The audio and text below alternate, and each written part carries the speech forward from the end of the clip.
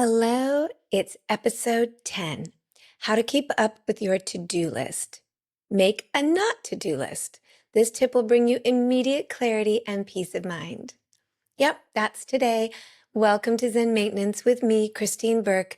This is a podcast about self-care and self-discovery for every age and every stage of life.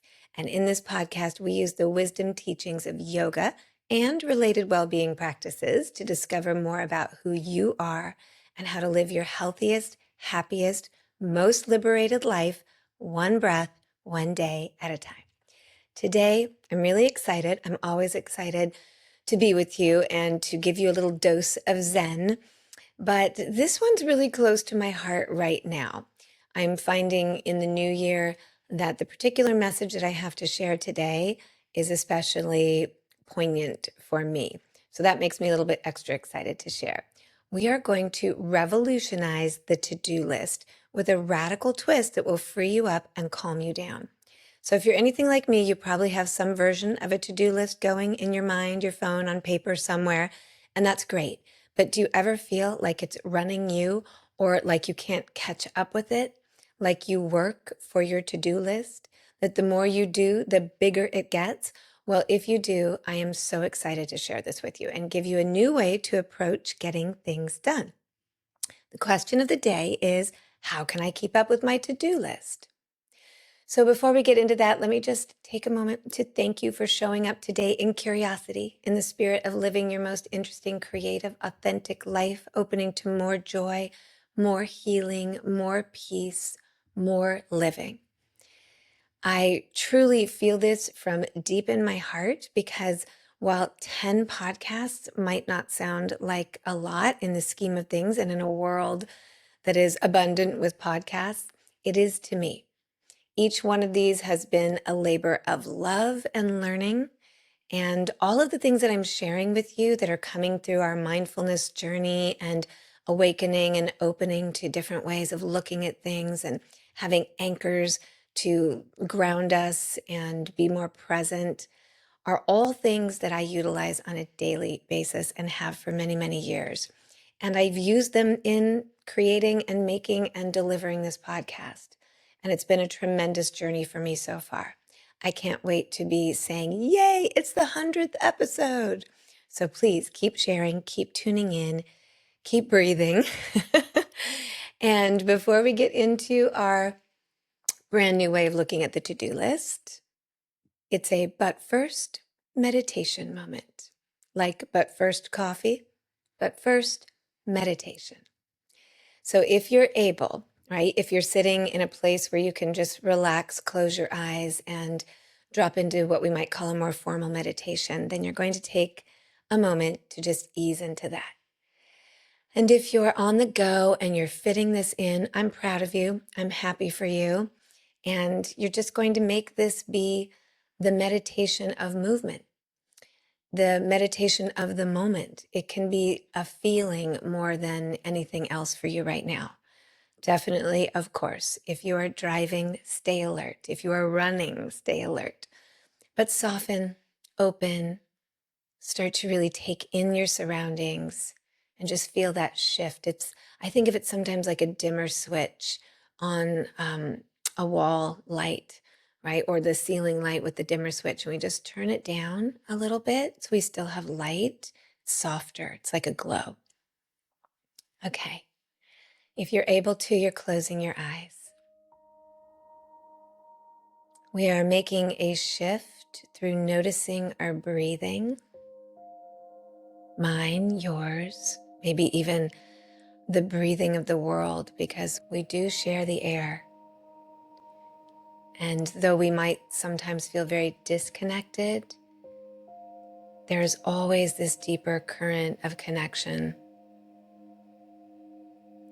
And it's running through everything we do and everything we are. It's running all around the world, this energy of connection, this sharing of the air. So if you feel in any way disconnected from anyone or anything that you long to feel connected to, soften and open. And rather than doing anything about anything, we'll focus on being.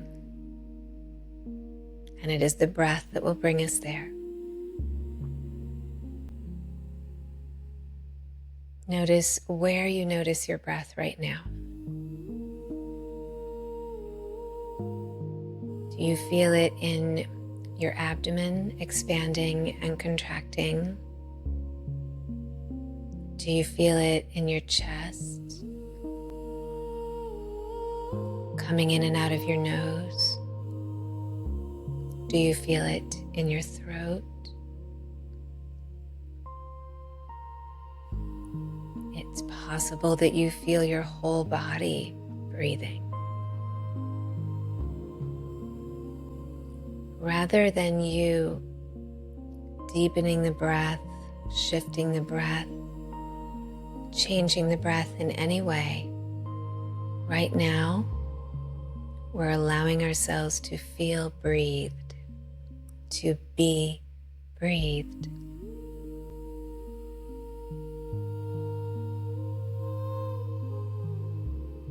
Notice how there is nothing you need to do to make it happen. You are breathed.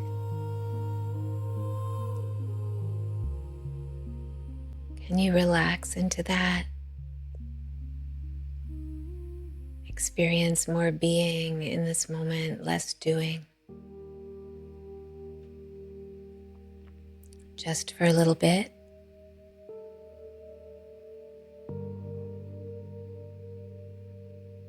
Starting to feel that glowing light, that soft light, having turned it down from the intensity of your mind or your body, your life.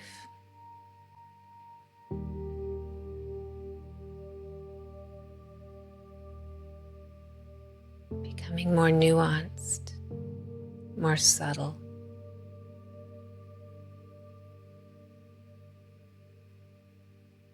If this moment were wind, it's actually a soft breeze. If this moment was music, it's gentle, it's quiet.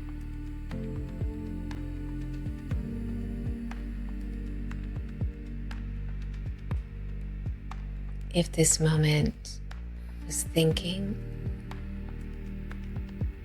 it's not, it's feeling.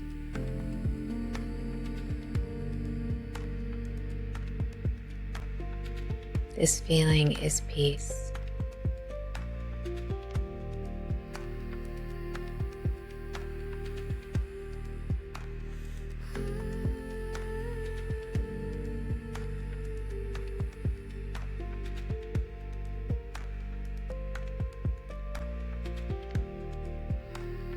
Coming back to notice your breathing. If your mind shifted away into thinking or thinking about doing, if you felt restless in the gap, in the silence, in the space, just gently coax yourself, invite yourself back to noticing that you are being breathed.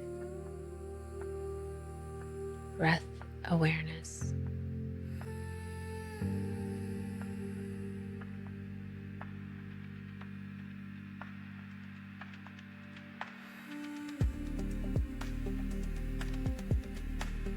You might notice how gentle that breath is, and it's what's keeping you alive. But it's so soft. In this moment, it's subtle. There's great power, great life-giving power in its subtlety.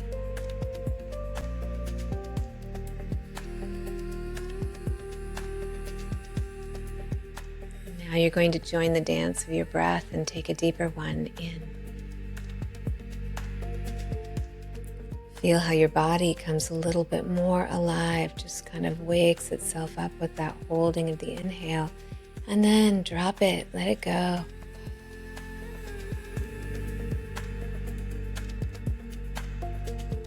Good. Okay. Begin to notice your body, whether you're moving, whether you're still, just really taking in sensation, texture, awareness of what you might be touching, where you are. If your eyes were closed, we're opening them.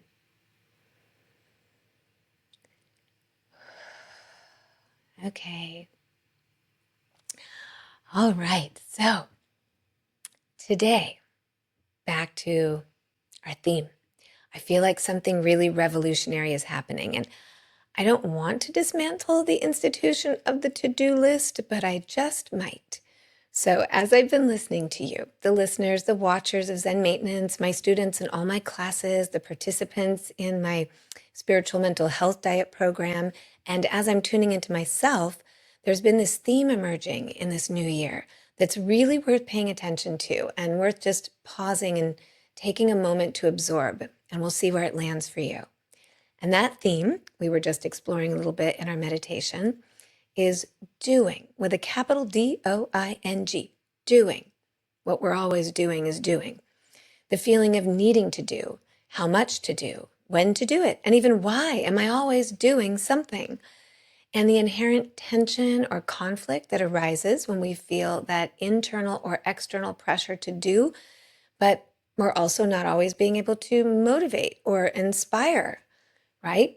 It's hard sometimes to inspire yourself and motivate yourself, but you feel the pressure to actually do it. But to start it can be difficult, let alone getting it done.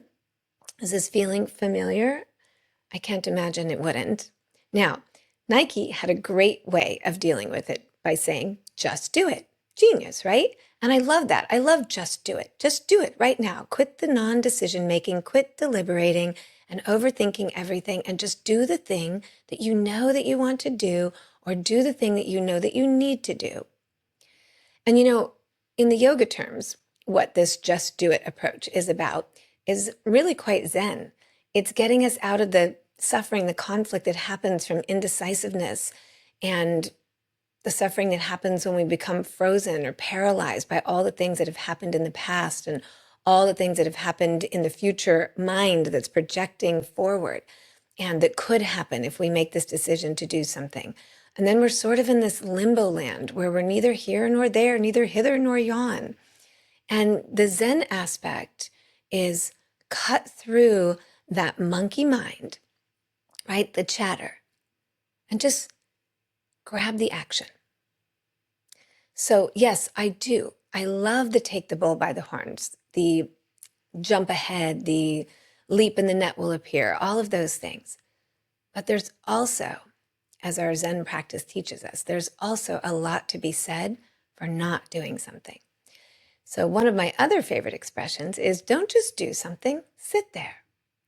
And what that means is that our preoccupation with making something happen and with progress, and build it, can really be a problem sometimes. Maybe the world doesn't need another invention right now.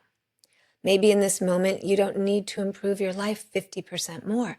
Maybe change, which is always happening anyway, doesn't need you to be making it today. It could be made tomorrow.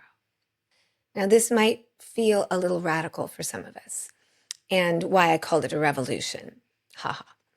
It's not usual for us to think that we don't need to improve upon or fix things. And I'm in the, self-improvement department here, in the live your best life category. It's my passion. But we have to remember, or I should say, we have to remember that sometimes living our best life, improving something, changing something, finding our potential, feeling our potential, living our potential is also about the not doing, sitting inside the emptiness or the space. We don't have to fix, organize, or change and do every day of our lives. It's a little radical in our culture, I think. And while there are incredible things that have emerged and evolved because of our mental preoccupation with doing, we can get lost and we can forget to ask why we are doing it. So if you're the kind of person who's had trouble making things happen, if you need that fire lit because you're suffering from a lack of movement or a lack of doing, then yeah, put on your Nikes or whatever shoes feel good on your feet and just do it. Find somebody who can help give you that push. Get a buddy. Maybe the Zen Maintenance podcast is that push. Maybe someone you know. Absolutely do what you need to do, but also consider you might have trouble lighting the fire because you're overwhelmed. And yes, there may be some things you need and deserve to change to live your best life, but let's consider a new approach, at least for today. And also, especially for those of you who are always on fire, always doing, consider that a lot of things are actually fine, good, maybe even great. But we can't see them because we are cluttered and clouded by this 50-foot long to-do list. It's like this giant scroll. I often use my teenage friends, but this does apply to all of us. I often use the analogy of the messy closet. You have one t-shirt that fits perfectly. It's the right length, it's the right texture and weight. It works in so many ways, it looks great, but you can never find it because there are 50 other t-shirts that don't fit, feel good, or look good, and they are on top of it. So it feels like you have nothing to wear in a closet stuffed full of clothes. But really, what we just need to let go of is 80% of those other shirts so you can find that one. This is your mind. Even if you are a high achiever, a person who does get an enormous amount done, experiences success in all the ways that matter to you, maybe the t-shirt you're looking for is peace or ease, a little space or stillness, the satisfaction of just kicking back. A good night's sleep maybe is what you're after, where your ticker tape brain isn't waking you up every few hours to get more things done. Feels like peace is right around the corner at the end of that to-do list, but you never get around the corner. It's like the clown's scarves. It never ends. It just keeps coming out of his jacket. It keeps coming out of your brain. And so here we encounter the not to-do list. That's right. Now, I'm sure that your to-do list is really helpful and organizes you, keeps you on track, reminds you of things that need to be done. And absolutely, nobody's going to take away my to-do list or yours.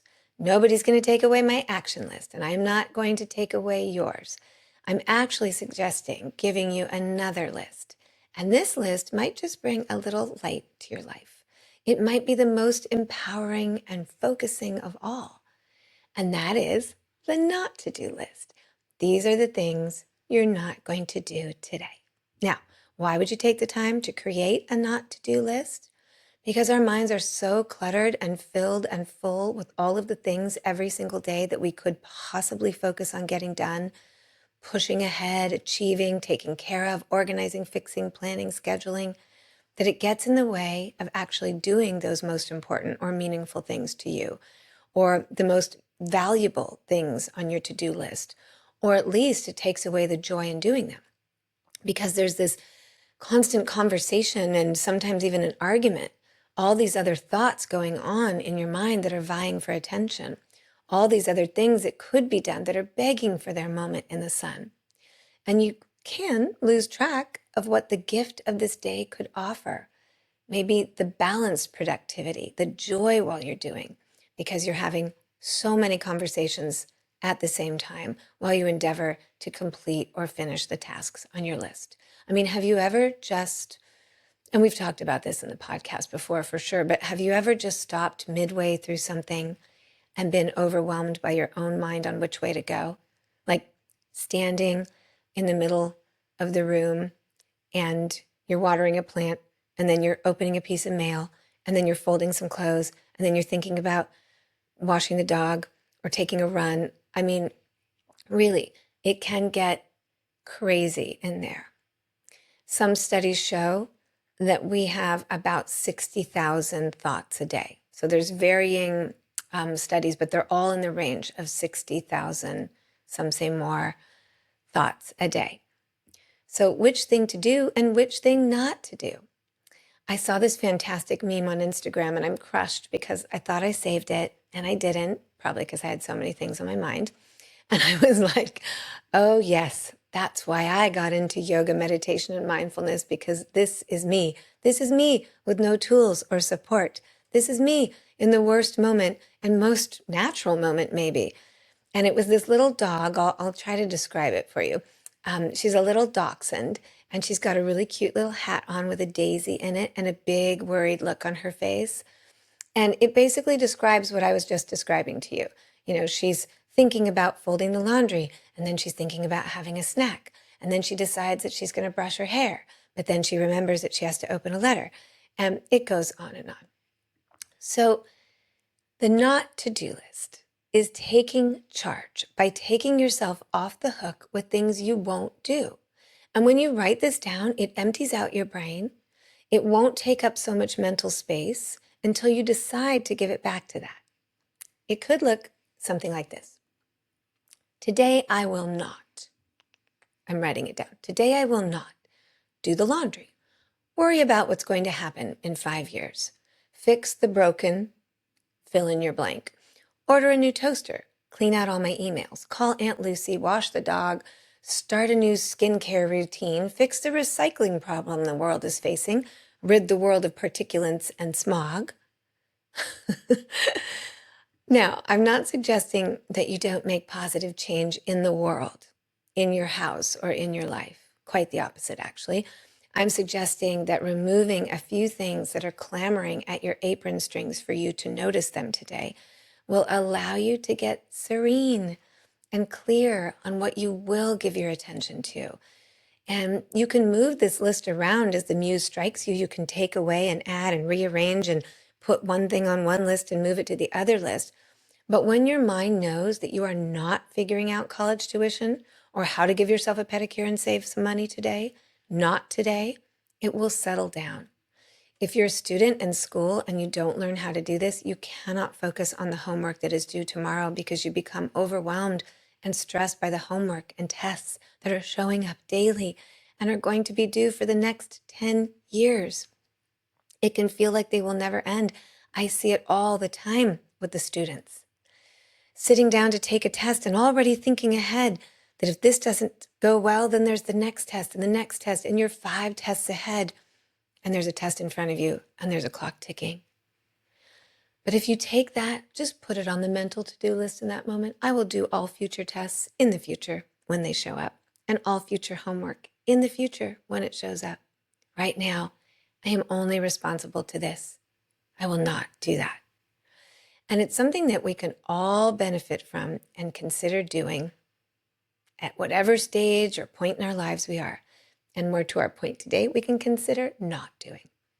So this is exciting, right? I think this is exciting. I've been using it. I've been loving it. What will you not do today? Maybe you can even call a friend. Hey, what are you going to not do today? Call your parents. Call your children. What are you not going to do today? And include as many different categories as you like. Here's an idea. Somebody's list could be, I won't be losing 10 pounds today, but I might have a great workout. I won't be organizing my entire kitchen today, but I might make a delicious meal. I won't be thinking how to be a parent to a teenager when my child is 3. But I might be an awesome parent today. I won't write my novel today, but I might write a page. Write your story today. And remember that everything from music to books to movies, art of all kinds, are as much created by what we leave out as what we put in.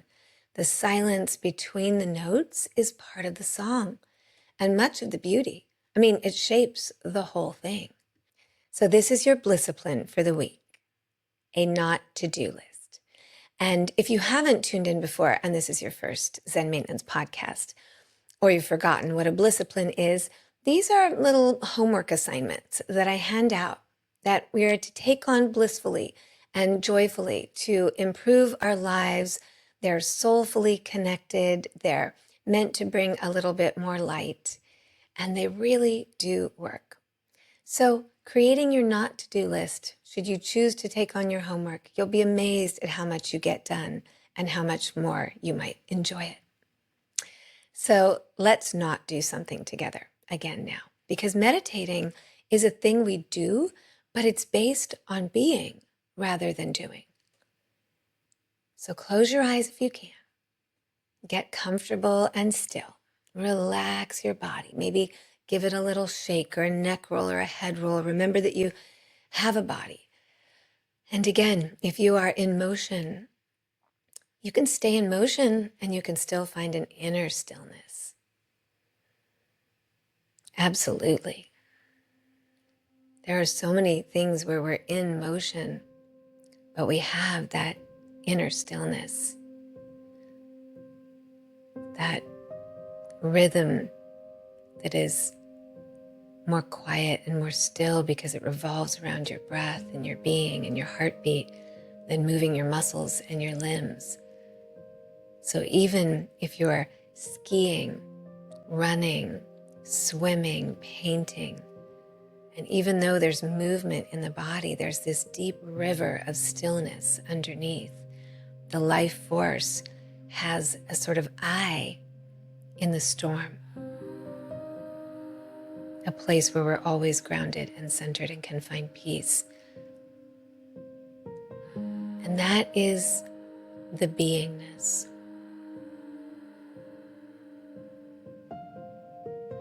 It can be described also as the observer.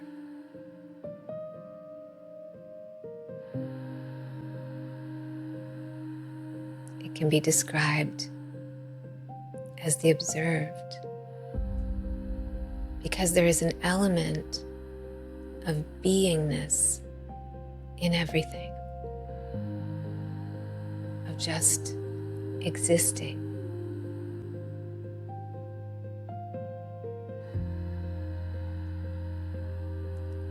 And just existing is anything but commonplace. There is so much life in existing.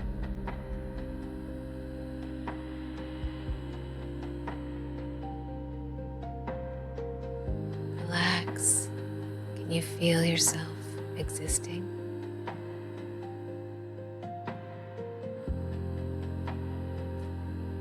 Can you open and soften into your existence?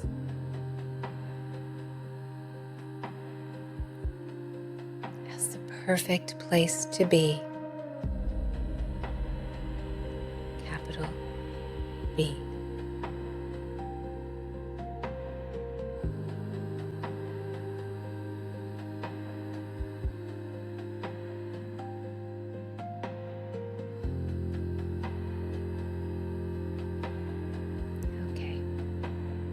Just a little slice of being there to end with today. Bring one hand, if you're able, onto the center of your chest. Bring the other hand onto your belly button. Feel your body existing and being. Take a deep breath in. Welcome that breath with gratitude. And exhale and open your eyes if they were closed.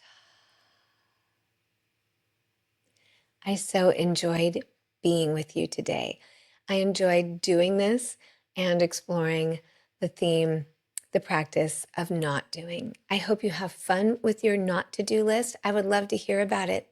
You can email me at info@zenmaintenancepodcast.com.